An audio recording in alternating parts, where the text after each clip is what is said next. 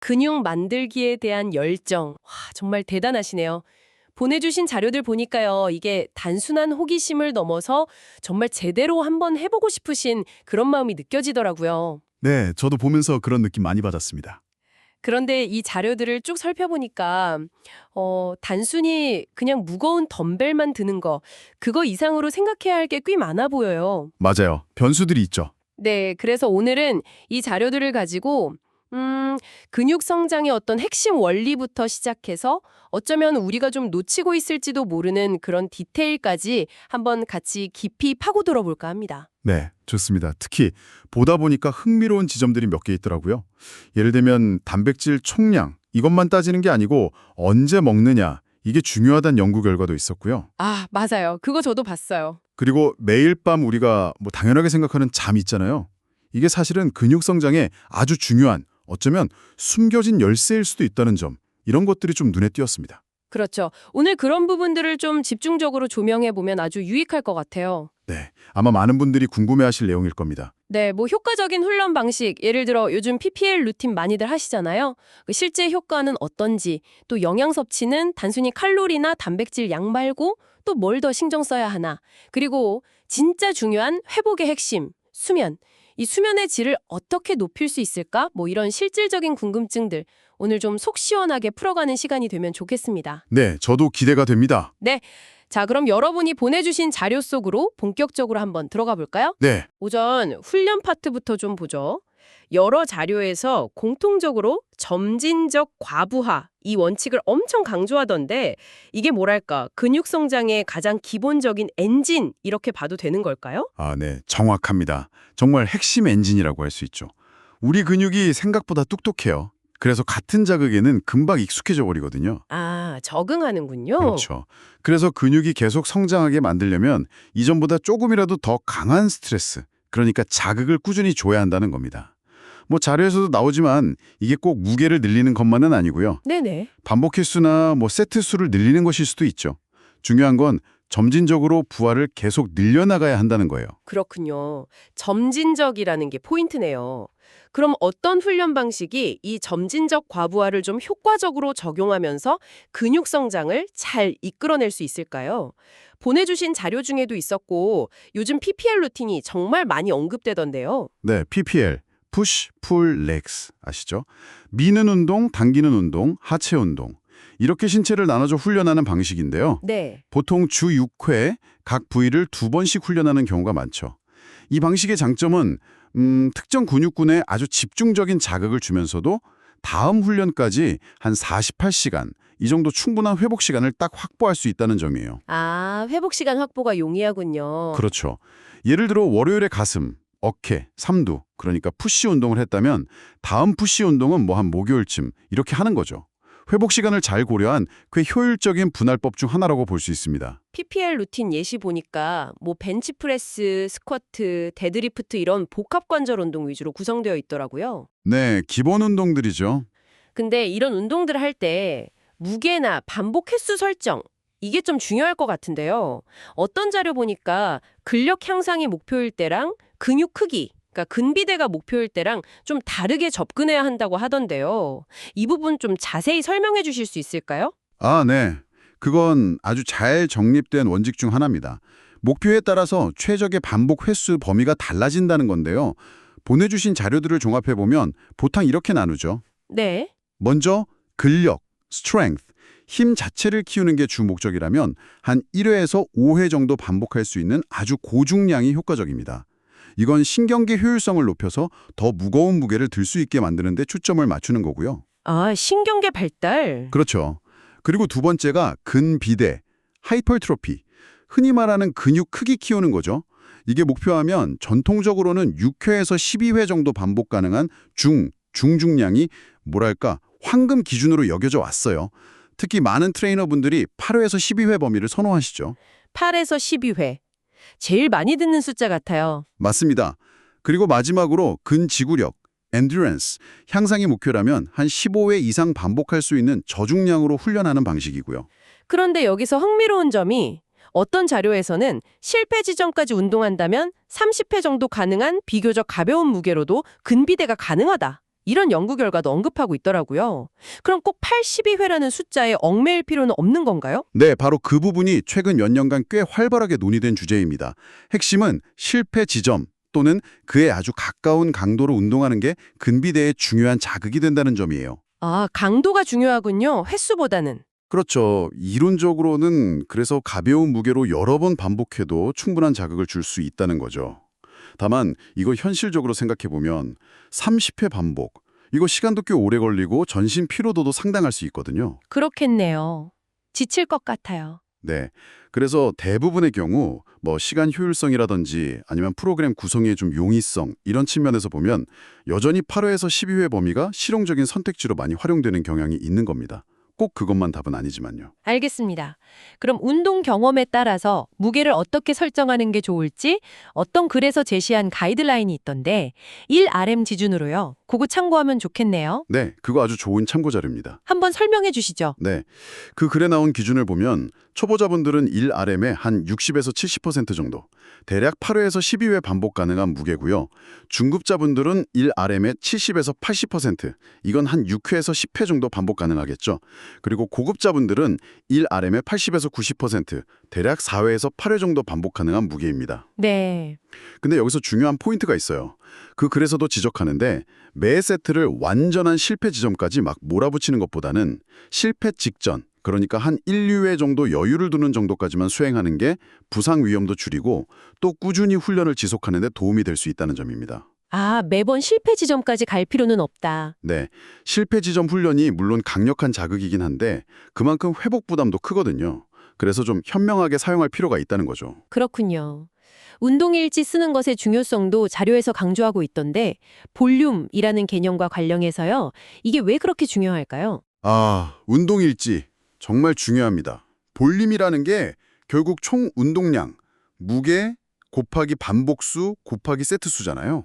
네. 운동일지는 이 볼륨을 추적하는 데 거의 필수적이라고 봐야 해요. 내가 그 점진적 과부하 원칙을 잘 지키고 있는지 객관적으로 딱 확인할 수 있게 해주거든요. 아, 기록으로 남으니까. 그렇죠. 지난주보다 이번 주에 무게를 조금이라도 더 들었나?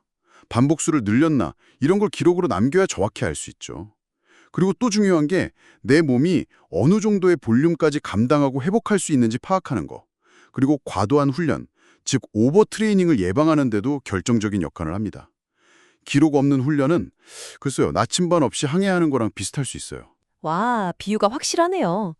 훈련 관련해서 마지막으로 하나만 더 짚어볼게요. 무게를 중시해야 하냐, 아니면 근육에 오는 자극, 그 느낌을 중시해야 하냐. 이거 정말 오래된 논쟁 같아요. 자료에서도 다루고 있고요. 어떤 관점으로 접근하면 좋을까요? 아, 이거 정말 해묵은 논쟁이죠. 사실 어느 한쪽만 딱 옳다고 보긴 좀 어렵습니다. 핵심은 균형에 있는 것 같아요. 균형이요? 네. 목표 반복 횟수 범위 내에서 도전적인 무게를 선택하는 거, 이거 성장을 위한 필수 조건 맞습니다. 그런데 그 무게를 들기 위해서 자세가 막 무너지거나 목표 근육이 아니면 막 다른 부위가 개입된다. 그러면 효과는 떨어지고 부상 위험은 커지겠죠. 그렇죠. 다치면 안 되니까. 반대로 또 너무 가벼운 무게로 자극에만 막 집중하다 보면 근육에 충분한 그 기계적 긴장, 이걸 못 줘서 성장을 최적화하기 어려울 수도 있어요. 아, 그것도 문제군요. 네. 그래서 결국은 정확한 자세를 유지하면서 점진적으로 무게 또는 볼륨을 늘려나가는 것, 이게 가장 중요하다고 할 수 있습니다. 무게랑 자극은 서로 뭐랄까 배타적인 게 아니라 같이 가야 하는 거죠. 상호 보완적으로요. 알겠습니다. 무게와 자극 둘 다 놓치지 않되 정확한 자세와 점진적 과부하가 핵심이군요. 맞습니다. 자, 이렇게 훈련으로 근육에 열심히 상처를 냈다면 이제는 잘 먹어서 회복시키고 키워야겠죠. 영양 파트로 넘어가 보겠습니다. 보내주신 자료들을 보면 일단 지금보다 더 먹어야 한다는 건 좀 분명해 보이는데요. 네, 그렇죠. 근육을 합성하는 과정 자체가 에너지가 엄청 많이 필요한 일이거든요. 그래서 기본적으로 칼로리 잉여 상태, 즉 하루에 쓰는 총 칼로리 TDEE보다 더 많은 칼로리를 먹어야 근육이 성장할 여력이 생기는 거죠. 얼마나 더 먹어야 할까요? 보통 자료들에서 제안하는 것처럼 소모 칼로리보다 한 200에서 500kcal 정도 더 섭취하는 걸 권장하는데요. 근데 이건 개인의 운동 강도나 목표 체중 증가 속도 이런 거에 따라서 조절이 좀 필요합니다. 너무 막 급격하게 칼로리를 늘리면 불필요한 체지방만 늘 수 있으니까요. 아, 그것도 조절이 필요하군요. 그럼 근육의 핵심 재료, 단백질, 이건 얼마나 먹어야 할까요? 자료들 보니까 체중이 1kg당 1.6에서 2.2g 정도를 권장하던데 이 정도면 충분할까요? 혹시 더 많이 먹으면 더 좋은 건 아닌지. 그 1.6에서 2.2g per kg 범위가요. 현재까지 연구 결과들을 종합했을 때 근성장을 위해서는 충분한 양이다. 이렇게 받아들여지고 있습니다. 예를 들어서 체중이 70kg이시면 하루에 한 112g에서 154g 정도 되는 거죠. 네네. 큰 양을 드시기도 하는데 과학적으로는 체중 1kg당 1.8g 이상 섭취했을 때 그 이상의 추가적인 근비대 효과가 막 눈에 띄게 증가하지는 않는다. 이런 의견이 많습니다. 그러니까 무조건 많이 먹기보다는 적정량을 꾸준히 섭취하는 게 더 중요하다고 볼 수 있어요. 그렇군요. 여기서 진짜 중요한 포인트가 나오는 것 같습니다. 여러 자료를 이렇게 종합해 보니까 단백질 섭취 총량 이것만큼이나 어쩌면 더 중요할 수도 있는 게 바로 섭취 분배 방식이라는 거였어요. 특히 한국인을 대상으로 한 연구 결과가 아주 인상적이었습니다. 아, 맞습니다. 그 연구 결과는 정말 시사하는 바가 크죠. 하루 단백질 섭취량을 분석해 봤더니 많은 한국 분들이 점심하고 저녁, 특히 저녁 식사에 단백질 섭취가 확 몰려있는 그런 패턴을 보였다는 거잖아요. 네, 저녁에 엄청 많이 드시더라고요. 그렇죠.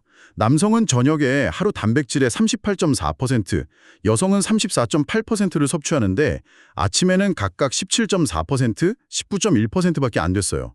문제는 뭐냐면 우리 몸이 한 번에 처리하고 근육 합성에 활용할 수 있는 단백질 양에는 어느 정도 한계가 있다는 점입니다. 아, 한계가 있다. 네. 여러 연구에서 보면 단백질을 한 끼에 막 몰아서 먹는 것보다 아침, 점심, 저녁 이렇게 세 끼니에 걸쳐서 예를 들면 한 20에서 40g씩 이렇게 균등하게 나누어 섭취하는 것이 24시간 동안 근육 단백질 합성 속도, MPS를 꾸준히 높게 유지하는 데 더 효과적이라고 보고하고 있거든요. 와, 그럼 저녁에 몰아먹는 것보다 나눠 먹는 게 훨씬 낫다는 거네요? 그렇죠. 효율 면에서 보면요. 그렇다면 예전에 한 끼 식사에서 30g 이상의 단백질은 근육 합성에 더 이상 도움이 안 된다. 뭐 이런 연구 결과가 있었다고 하던데 그거랑도 좀 맥락이 닿아 있는 걸까요? 그 30g이라는 숫자가 뭐 절대적인 기준은 아니고요. 개인의 체중이나 근육량, 운동 강도에 따라 달라질 수도 있고 사실 논증의 여지도 좀 있습니다. 하지만 중요한 메시지는 같아요. 한 번에 너무 과도한 양을 먹기보다는 여러 번에 걸쳐서 나눠 먹는 게 단백질 활용 효율성을 높일 수 있다는 거죠. 네. 특히 한국인의 식단 패턴을 고려했을 때 아침 식사에서 단백질 섭취를 의식적으로 좀 늘리는 것. 예를 들면 뭐 계란이나 그린 요거트, 닭가슴살 같은 거요. 이것만으로도 근육 합성 측면에서는 꽤 큰 변화를 가져올 수 있다는 겁니다. 저녁에 몰아먹던 단백질 일부를 아침으로 좀 옮기는 전략이죠. 아침 단백질, 균등 분배. 이거 진짜 중요한 팁인데요. 꼭 기억해야겠어요. 네, 중요합니다. 그럼 탄수화물은 어떤가요? 운동 퍼포먼스를 위해서는 필수적인데 혈당 스파이크 때문에 걱정하시는 분들도 계신 것 같아요. 자료에도 그런 질문이 있었고요. 네, 탄수화물. 운동 중에는 주요 에너지원이고 또 운동 후에는 고갈된 근육 글리코겐을 빠르게 보충해서 회복을 돕는 역할을 하죠. 정말 중요합니다. 혈당 스파이크가 걱정되신다면 자료 답변에서도 제안하듯이 정제단 탄수화물, 뭐 흰빵이나 설탕 음료 이런 것보다는 통곡물, 고구마, 콩류, 채소같이 혈당을 좀 천천히 올리는 복합 탄수화물을 선택하는 게 좋죠. 네, 복합 탄수화물. 그리고 한 번에 많은 양을 먹기보다 여러 끼니로 나눠서 드시는 것도 혈당 조절에 도움이 되고요. 또 중요한 건 개인의 활동량이나 목표에 맞춰서 탄수화물의 단백질, 지방의 비율을 설정하고 예를 들면 50, 25, 25 같은 비율로요. 자신에게 맞는 탄수화물 종류와 양을 찾아가는 과정이 필요하다는 겁니다. 혈당 반응은 사람마다 꽤 다르거든요. 아, 개인차가 크군요. 네. 마지막으로 지방 섭취. 이것도 빼놓을 수 없죠. 자료에서도 언급하는데 신경 써야겠죠. 아, 물론입니다. 지방. 이거 단순히 칼로리 공급원만이 아니에요. 테스토스테론 같은 중요한 호르몬 생성에도 관여하고 세포막 구성이나 지용성 비타민 흡수에도 필수적인 역할을 하거든요. 생각보다 역할이 많네요. 그렇죠. 그래서 자료에서 제안하듯이 총 섭취 칼로리의 한 20에서 25% 정도, 이 정도는 건강한 지방, 그러니까 아보카도나 견과류, 올리브오일 같은 불포화 지방 위주로 채우는 것이 좋습니다. 너무 지방 섭취를 제한하면 오히려 호르몬 불균형이 와서 근성장에 방해가 될 수도 있어요. 아, 네. 적절한 지방 섭취도 중요하다는 거군요. 네, 맞습니다. 자, 이제 훈련과 영양까지 다 살펴봤습니다. 마지막 퍼즐 조각인데요. 바로 회복입니다. 자료에서도 그렇고 휴식도 운동이다 이 말 정말 많이 하잖아요. 그만큼 중요하다는 뜻이겠죠. 네, 그 말 정말 맞습니다. 회복 없는 성장은 없다고 봐야죠. 운동이라는 게 사실 근육에 미세한 손상을 입히는 과정이잖아요. 네, 그럼 우리가 쉴 때 이 손상된 근육이 회복되고 재건되면서 이전보다 더 강하고 크게 성장하는 거, 이걸 초과 회복, 슈퍼 컴펜세이션이라고 부르죠. 이 회복 과정이 제대로 안 이루어지면 아무리 열심히 운동하고 잘 먹어도 뭐랄까 밑 빠진 녹에 물 붓기처럼 될 수 있어요. 아, 정말 중요하네요. 그럼 회복에서 가장 중요한 요소는 뭘까요? 보내주신 자료 중에 E4A 뉴트리션 글에서 이 부분을 아주 깊게 다루고 있던데요. 여러 요소가 있겠지만 그 글에서 정말 강력하게 강조하듯이 단연코 수면의 중요성을 첫손에 꼽아야 합니다. 우리가 잠자는 동안 우리 몸은 그야말로 근육 성장과 회복을 위한 최적의 환경을 만들어요. 최적의 환경이요? 구체적으로 어떤 일들이 일어나나요? 구체적으로 보면요. 첫째로 성장 호르몬 분비가 엄청납니다. 특히 깊은 잠, 비렘 수면 3단계에 빠졌을 때 성장 호르몬 분비가 최고조에 달한다고요. 그 글에 따르면 하루 성장 호르몬의 70, 80%가 바로 이때 분비된대요. 와, 70, 80%나요? 네. 이 호르몬이 근육 단백질 합성을 촉진하고 손상된 조직을 복구하는 데 아주 핵심적인 역할을 하는 거죠. 둘째로는 호르몬 균형 조절인데요. 질 좋은 수면은 근육 합성에 중요한 남성 호르몬, 테스토스테론 분비를 돕는 반면에 근육 분해를 촉진하는 스트레스 호르몬, 코르티솔 수치는 낮춰줍니다. 그러니까 근성장에 딱 유리한 호르몬 환경을 만드는 거죠. 아, 호르몬 밸런스에도 영향을 주는군요. 그렇죠. 이것도 그 글에서 지적하는 부분이고요. 마지막으로 에너지 재충전. 운동으로 소모된 근육 내 글리코겐을 효과적으로 보충해서 다음 운동을 위한 에너지를 다시 비축하는 거죠. 와, 잠자는 동안 정말 많은 일들이 벌어지고 있었네요. 그럼 반대로 잠을 제대로 못 자면 그 글에서도 경고하던데 당연히 운동 효과도 크게 떨어지겠네요? 아, 그럼요. 수면 부족은 단순히 피곤하다 이런 느낌을 넘어서는 문제입니다. 반응 속도, 근력, 지구력 같은 운동 수행 능력 자체가 저하될 수 있어요. 그리고 그 글에서 지적하듯이 근육 회복이 지연되면서 근육통이 더 오래가거나 부상 위험이 높아질 수도 있고요. 면역 기능 저하, 염증 수치 증가, 이런 전신 건강에도 악영향을 미칩니다. 장기적으로 보면 아무리 훈련을 열심히 해도 성장이 딱 정체되는 그 과훈련, 오버트레이닝 상태에 빠지기 쉬워요. 잠 줄여가면서 운동하는 거 정말 비효율적인 선택일 수 있습니다. 생각보다 훨씬 심각한 문제네요. 그럼 어느 정도 자는 것이 이상적일까요? 그리고 숙면을 위한 팁 같은 것도 있을까요? 그 글에서도 몇 가지 제안을 하던데요. 네, 개인차는 물론 있지만 그 글을 포함해서 대부분 전문가들은 성인 기준으로 하루 최소 7시간 이상, 이상적으로는 8시간에서 9시간 정도의 수면을 권장합니다. 특히 운동 강도가 높거나 근성장을 목표로 하신다면 더더욱 충분한 수면 시간을 확보하는 게 중요하죠. 7시간 이상, 8에서 9시간이 이상적이군요. 네. 그리고 단순히 오래 자는 것뿐만 아니라 질 좋은 잠을 자는 것도 중요한데요. 그 글에서 제안하는 몇 가지 방법들이 도움이 될 수 있어요. 어떤 것들이 있을까요? 첫째는 일관된 수면 스케줄입니다. 매일 같은 시간에 자고 일어나는 거. 이게 상체 리듬 안정시키는 데 제일 중요해요. 주말에도 너무 늦잠 자는 건 피하는 게 좋고요. 아, 주말에도요? 네. 그리고 최적의 수면 환경 만들기. 침실은 최대한 어둡게 암막 커튼 같은 거 활용하시고요. 조용하게, 필요하면 귀마개도 쓰시고. 약간 서늘한 온도, 섭씨 18도에서 22도 정도 유지하는 게 숙면에 도움이 됩니다. 어둡고 조용하고 서늘하게. 그렇죠. 그리고 자기 전 습관도 중요해요. 잠들기 최소 1시간 전에는 스마트폰이나 TV같이 블루라이트 내는 전자기기 사용 줄이는 게 좋습니다. 블루라이트가 멜라토닌 분비를 억제하거든요. 아, 멜라토닌. 네, 그리고 잠들기 한 2, 3시간 전에는 너무 격렬한 운동이라 과식은 피하는 게 좋고요. 마지막으로 카페인이나 알코올 주의.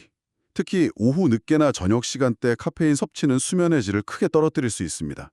알코올도 숙면을 방해하니까 피하는 게 좋고요. 네, 정말 실용적인 팁들이네요. 감사합니다. 네, 자, 오늘 근육 성장을 위한 훈련, 영양, 회복 전략들을 쭉 훑어봤는데요. 워낙 정보가 많았으니까 마지막으로 핵심만 딱 간추려 볼까요? 네, 좋습니다. 오늘 논의된 내용과 또 보내주신 자료들을 바탕으로 근육 성장을 위한 4가지 핵심 기둥, 이렇게 다시 한번 정리해 볼 수 있겠네요. 네, 부탁드립니다. 첫째, 점진적 과부하 적용. 근육이 적응하지 못하게 꾸준히 더 강한 자극, 그러니까 총 볼륨 증가를 줘야 합니다. 무게든 횟수든 세트든요. 네, 꾸준한 자극. 둘째, 충분하고 똑똑한 영양 공급. 그냥 많이 먹는 게 아니라 소모 칼로리보다 약간 많은 칼로리, 한 200에서 500kcal 정도 잉여 성태를 만들고 체중 1kg당 1.6에서 2.2g의 단백질을 확보해야 합니다. 네, 칼로리 잉여와 적정 단백질. 셋째, 단백질 섭취 타이밍의 중요성. 총량만큼 중요한 게 균등 분배라는 거. 하루 3끼, 특히 아침 식사 포함해서요. 규칙적으로 섭취하는 게 근육 합성을 꾸준히 자극하는 데 더 유리합니다. 균등 분배 꼭 기억해야겠네요. 네. 마지막 넷째, 수면의 절대적 중요성. 최소 7시간, 이상적으로는 8에서 9시간의 질 높은 잠을 통해서 근육 회복과 성장 호르몬 분비 같은 최적의 성장 환경을 만들어줘야 한다는 겁니다. 4가지 기둥. 점진적 과부하, 충분한 영양, 단백질 균등 분배, 그리고 질 높은 수면. 완벽하게 정리됐네요. 네. 이 4가지를 잘 기억하시면 좋겠습니다. 오늘은 우리는 근육을 어떻게 효과적으로 키울 수 있는지 그 방법론에 좀 집중을 했는데요. 근데 여기서 한 걸음 더 나아가서 여러분은 어떤 종류의 근육 성장을 원하시는지 이걸 한번 생각해보는 것도 재미있을 것 같아요. 어떤 자료에서 흥미로운 개념을 제시하던데요. 아, 네. 근육이 커지는 방식, 그러니까 근비대에도 크게 2가지 유형이 있다는 그런 이론이죠. 자료에 따르면 하나는 근육 섬유 자체의 단백질, 액틴이나 미오신 같은 거요. 이런 게 증가하면서 근육이 더 굵고 강해지는 근원 섬유성 비대, Myofibrillar Hypertrophy라는 게 있고요. 근원 섬유성 비대. 좀 어렵네요. 네, 용어가 좀 그렇죠.